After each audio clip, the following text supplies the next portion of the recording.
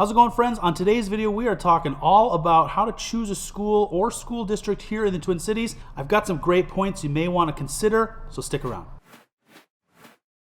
What's up, y'all? My name is Bradford Schulz, and I work with the hardest working real estate team in the game. We are called To the Twin Cities, and this channel aims to be the best resource on the internet when it comes to Twin Cities schools. If that's important to you, feel free to subscribe or click the little bell to get notified every time we post videos. And if you want our help buying a home here in the Twin Cities, feel free to reach out to me at bradford@tothetwincities.com. I'd love to help. All right, let's get into it. So, how to choose a school or school district here in the Twin Cities. First off, let me start by saying you're not alone in this decision-making process. There are thousands of Minnesotans that make this decision every year, and there's not necessarily a right or wrong way. Luckily, there are a ton of great resources to pull from, and I've done a lot of that legwork for you here today. Also helpful is the diversity of school choice here in the Twin Cities Metro. You can choose from traditional public schools, public charter schools, public magnet schools, private schools, online learning, and homeschooling. So starting off with the different types of schools is traditional public schools. This is what most of us are familiar with. Most Minnesota students do attend a traditional public school. They're free to attend, open to all, and are operated by districts that are funded by local, state, and federal taxes. Minnesota spends around $14,000 annually per student. And if you don't want to attend the residentially assigned school or school district based on where you live, there is also open enrollment. About 10% of Minnesota students use open enrollment, and there are two different types. There's both inter and intra-district. Inter-district means attending a school outside of your residentially assigned school district, while intra-district means attending a school within your residentially assigned district, but not the school that you're assigned to. And if you want more info, we've done some videos on open enrollment. We have both a pros and cons and an open enroll explained video. In the explained video, we really dive into sort of the nuances and some of the things you might want to know before going down the path of open enrollment. Next on the list is public charter schools. Minnesota is where charter schools began in the US. There are about 250 active charter schools in the state, serving around 65,000 students. Like traditional public schools, charter schools are public, free, and usually don't have specific requirements for entry other than space availability. The big distinction here with charter schools is that they have a bit more freedom to innovate and choose different learning methods, and instead of being held accountable to a school district, they're held accountable to an authorizing body. And like open enrollment that I mentioned before, if you want more info on charter schools, we have videos on charter schools pros and cons, charter schools explained, and charter schools top rated, where we look at some of the best charter schools here in the Twin Cities Metro. Next on the list, public magnet schools. Magnet schools, like charter schools, are free public schools that allow students to narrow in on a specific learning track, whether it be, let's say, engineering or the arts. At a magnet school, all of the subjects are taught through the lenses of that specific track. So whether you're there for STEM or the arts, the subjects are focused around that. And luckily, there are more than 75 magnet schools here in the state, so you have a lot of options in terms of magnet schools. Okay, up next is private schools. Students can choose the unique environment of a private school, which might have a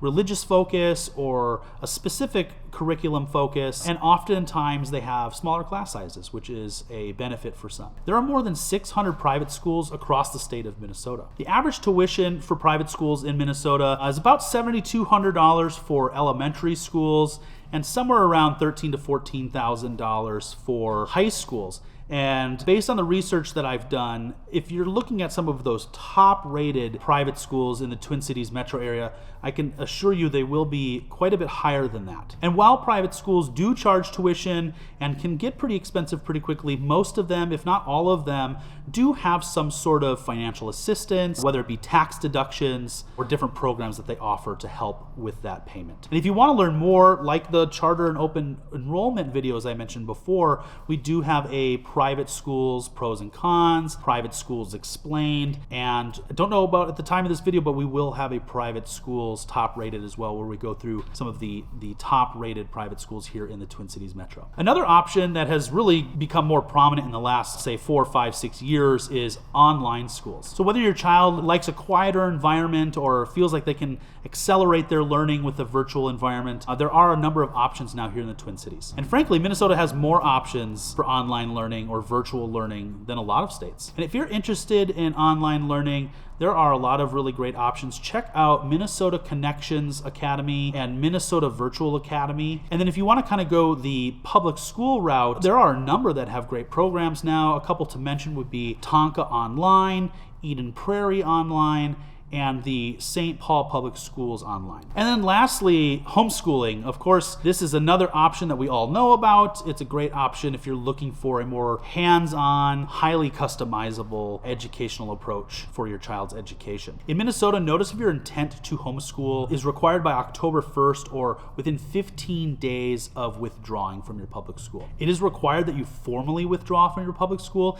and if you ever want to go back to your public school, they will place you based on evaluations of their records. And of course, the state then requires homeschooling families to teach specific subjects like reading, writing, math, and science. And it also requires some level of assessment of the students. And in some cases in Minnesota, homeschoolers may still be eligible to participate in their public school programs such as sports or the arts. I know I had a friend in high school was homeschooled, but he also was in band class. We were in band class together. So with that said, here are some of the suggestions I would make to help you guide your decision in choosing a school or a school district here in the Twin Cities. First, number one, research. You could watch this channel. We are going to have tons of information for you. We already do, and we've got lots more to come. But beyond that, make sure you check out schools or school district websites. As I've done a lot of this research, I've found that they have quite a bit more than maybe I would have anticipated. And beyond just the school districts or school websites, there's also wonderful resources like niche.com, greatschools.org, and Minnesota Report Card via the Minnesota Department of Education is another great resource. And I'll get into this in a minute, but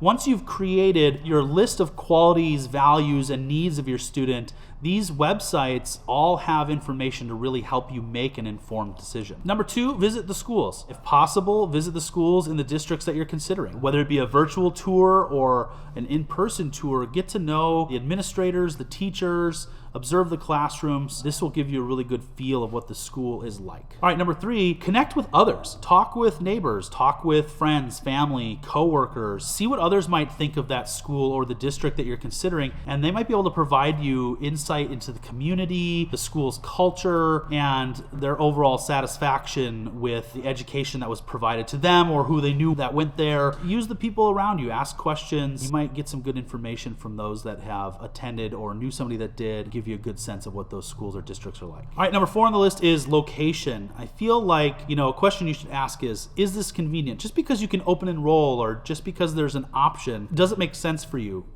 Whether you work from home or whether you go to the office or otherwise, does it make sense with your commute? Does it make sense with where you pick up your groceries and where your kids' daycare is? Does it make sense for you? Just because it's a great school, does it work with your commute and your lifestyle? Or is there another option that maybe you didn't think of, but it is closer or makes more sense? So location is a really important aspect to think of. And number five, create a list. Sit down, write a list. Does the school or the district meet the needs or the values that you have that you want for your student? Sometimes writing it down can actually really help. And so I kind of did that exercise for myself here of if I were looking for a school or district, what are some of the things that I would be considering when looking? So here we go. Is it curriculum? Do you need STEM or STEAM, college prep types of schools, ones that excel in college prep? Or do you need a gifted program? Or do you need a special needs program? Do you want to focus on languages and arts, etc.? So, consider the curriculum. Is it test scores? Is it school performance? Are those important to you? I would assume that it's important for most people, but check out a resource I mentioned earlier in the video,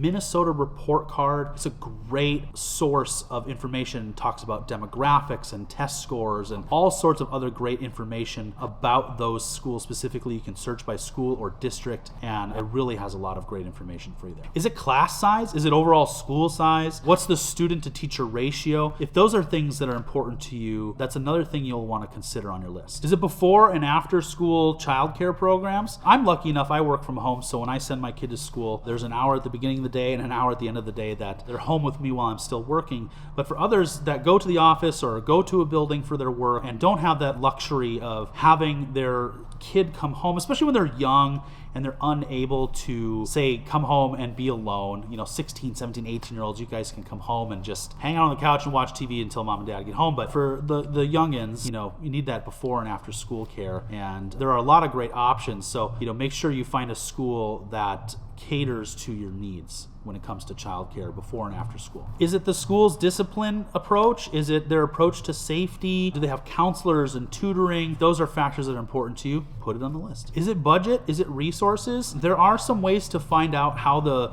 different schools and school districts are funded. There was a study done in the state of Minnesota that showed that some districts are overfunded and some districts are underfunded. So really important for you to sort of dig around if availability of programs at the school and resources within the school is important to you. Funding is going to play a big factor in that, and you'll want to research schools that have strong funding. Is it extracurricular activities, programs like athletics or performing arts, music, theater, debate, etc.? If these are important to you, there are ways to, sort of discern between schools and districts which ones excel in those different areas. And if you really want to focus on one, like we mentioned earlier in the video, there's always that option of a public magnet school. So if your student is really interested in STEM or the arts, you could put your focus on some of those specific schools that focus on those tracks of learning. Is it library? Is it technology resources?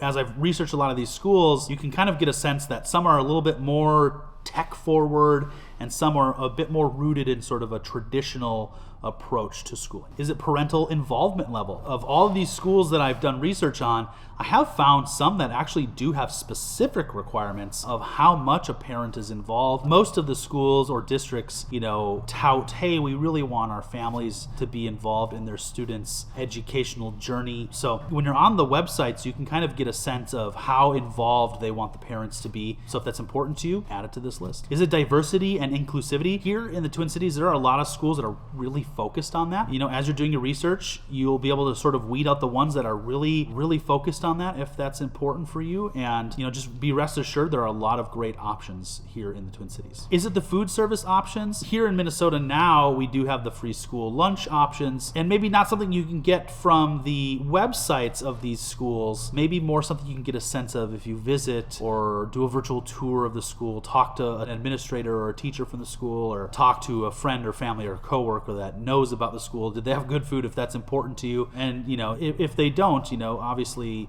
let's say the school has all the other things you want and it doesn't have the food service you want, there's always the option of home lunch as well. So, don't let that necessarily be a deterrent, but if it's important to you, talk to your friends, family, coworkers, check with the schools and try to get a sense of what it looks like for them. Is it scheduling? Is it busing, transportation, parking options? If you've got an older student that can drive to school, what's the parking like? Is it street parking? Is it in a parking lot? Is it safe? And then of course busing options. If you're choosing to open enroll or go to a magnet or a charter school or a private school, do they offer busing? And I will say in the research I've done, I have found a lot of these schools and districts have really good programs. So even if it's not a traditional public school where you're assigned via your residential address a bus route, a lot of these private and charter and magnet schools do still have transportation options. I've found some where they have carpool groups where parents work together to create carpool groups. They also offer, busing services as well. So go to the websites of these schools and districts. If you just search transportation, it's on almost all of the ones that I've looked at. And again, like I said, surprised that some have really good programs for that. So with all that said, here's some of the most important ones I feel should maybe be on your list. First, consider your students' needs. Take into account your students' interests, their learning style, and any other needs that they may have to ensure that wherever you're choosing can accommodate those needs that you have. What about long-term planning? As I was building this out, it wasn't something I thought about, and then I came across something and it really interested me in where you choose. It's not necessarily like you're locked in for your entire school career. I moved around a bit throughout my life and went to multiple different school districts and different cities and states, but for the most part, a lot of students will sort of take their entire journey through one district from elementary through high school. So if you're looking at setting down routes like some do, does the district offer you a good fit for your students and their educational journey throughout? And lastly, go with your gut. Trust your instincts. Despite all of the research that you might do, a particular school or district may just feel right. It might just be the right fit for you, your student, your family. And so even though you can do all of this research, and I've done a lot of research here for you guys, I hope that you find it helpful here, still go with your gut, trust your instincts, and I'm sure that you'll find what's right for you. And remember, what works well for one family might not be an ideal choice for another. So it's essential to weigh all the factors that we've gone through here today. There may be some others that I did not mention. I'd love to hear from you in the comments. If there's anything I didn't think of, shout it out in the comments. And if you'd like our help buying a home here in the Twin Cities or navigating the school systems, reach out to me at Bradford at tothetwincities.com. I'd love to help, and we'll see you next time.